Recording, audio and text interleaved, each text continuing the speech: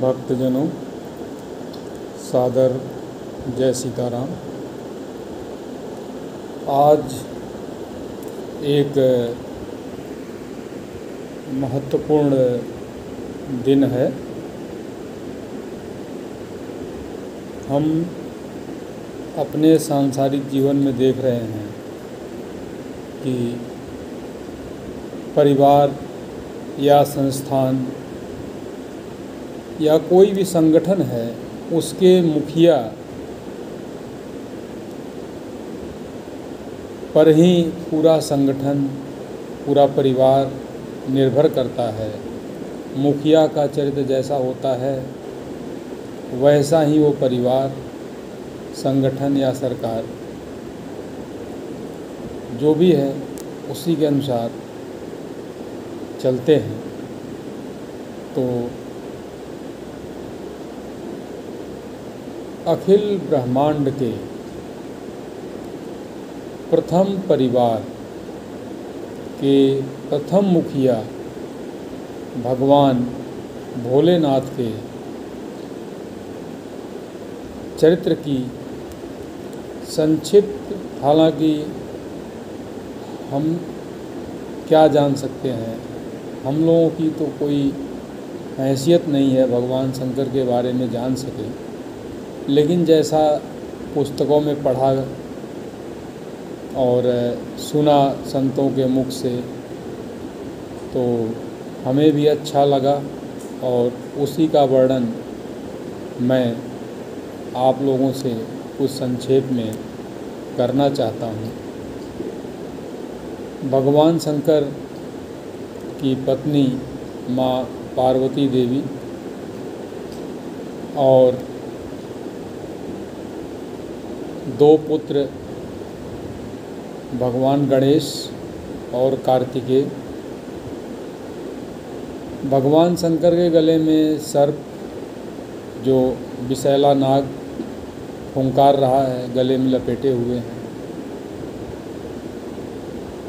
उनके छोटे पुत्र गणेश जी का वाहन मूषक है, चूहा है। कार्तिकेय जी का वाहन मोर है और शंकर भगवान के गले में सांप है। क्या अद्भुत दृश्य है। सांप चूहे को गौर से देख रहा है।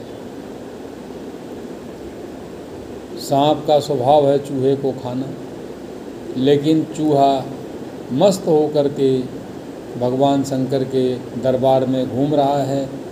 सांप देख रहा है, लेकिन सांप कुछ नहीं कर सकता। और सांप को मोर देख रहा है। मोर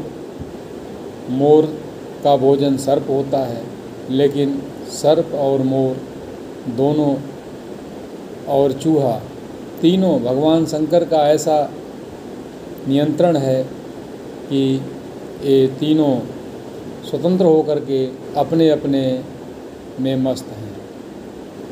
स्वयं भगवान शंकर शांतम शाश्वतम प्रेयम नघम निर्वाण शांति प्रदम ब्रह्मा शंभु फणीन्द्र सेव्यम निशम वेदांत वेद्यम विभुम रामाख्यम जगदीश्वरम सुरगुरुं माया मनुष्यम हरिम वंदेहम करुणाकरम रघुवरम भूपाल चूड़ामणिम कर्पूरगौरम करुणावतारम संसारसारम भुजगेन्द्रहारम सदा वसंतम हृदयारविंदे भवम भवानी सहितं नमामि। शांतं पद्मनास्थं शशिधरमुक्तं पंचवक्त्रं त्रिनेत्रं शूलं वज्रं च खड्गं परशुं भयदं दक्षिणांगे वहन्तं नागं पाशं च घण्टाघटमरूपसहितं चाक्षुषं वाम भागे नानालंकारदीप्तः स्फटिकमणिभिः पार्वती सं नमामि। भगवान शंकर का दिव्य रूप बैल पे बैठे हुए हैं। शरीर पे कोई वस्त्र नहीं, राख लपेटे हैं और हाथ में एक त्रिशूल, दूसरे हाथ में डमरू और शांत चित्त।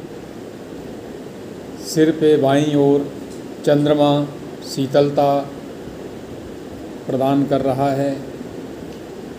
जटा में सुरसरी गंगा प्रवाहित हो रही हैं और मुखारविंद से उनके राम कथा रूपी गंगा प्रवाहित हो रही है और अपने शांत रूप में बैल पे बैठे हुए हैं और इस प्रकार उनका परिवार है। यहाँ पे हम देख सकते हैं शंकर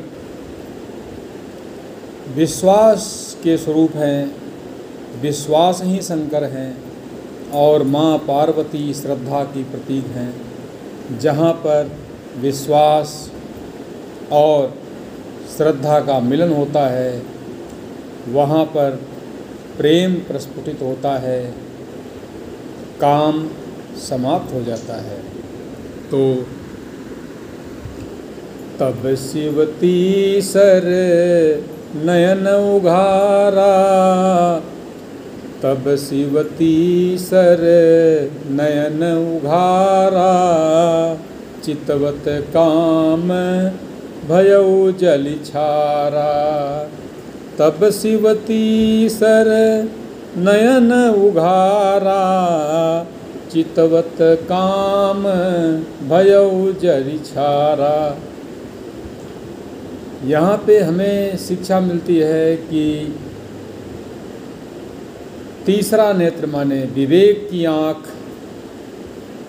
जब परिवार का मुखिया विवेक की आँख खोलता है तो वहाँ पे काम वासना रूपी जो हमारा है मकान, दुकान, ज़मीन, प्लाट, बैंक का पैसा, लड़का, लड़की, पत्नी, भाई, बहन, ये सब वासना रूपी जो हमारे वासनाएं हैं ये समाप्त होती हैं और प्रेम का प्रस्फुटित होता है। तो जब भगवान शंकर और पार्वती का मिलन होता है श्रद्धा और विश्वास का, तो वहाँ पर प्रेम प्रस्फुटित होता है, विवेक की आँख खुलती है और वासना यानी जो कामना है ऐसी लोभ वो नष्ट हो जाता है। अभी इसमें हम देखते हैं भगवान शंकर जब समुद्र मंथन हुआ, देवता और राक्षस दोनों के बीच में, और दोनों के बीच में भगवान शंकर हैं, तो अपनी सृष्टि को बचाने के लिए उस जहर को उन्होंने अपने गले में धारण कर लिया।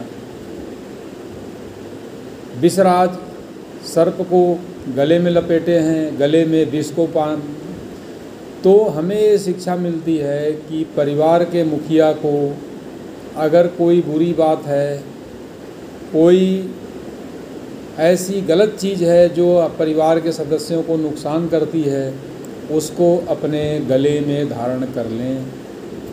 अंदर भी नहीं लेना चाहिए, अंदर लेंगे तो अपना नाश होगा, बाहर करेंगे समाज में जग हिंसाई होगी। तो हमें चाहिए कि जो परिवार के लिए बुरी बात है, विष है, उस विष को हम अपने कंठ में धारण कर लें, समाज में बाहर न कहें और अंदर भी न लें। ऐसा हमें शिक्षा मिलती है भगवान शंकर के चरित्र से।